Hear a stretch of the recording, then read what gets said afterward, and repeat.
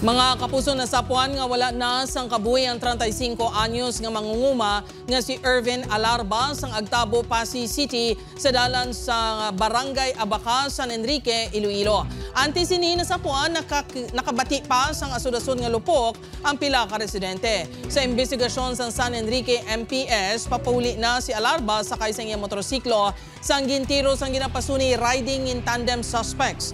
Pila sa ulo kagabaga ang naagom sang biktima. 2023, nakagwa sa presuhan si Ervin matapos ginkasuhan may kangtanan sa ilegal nga droga.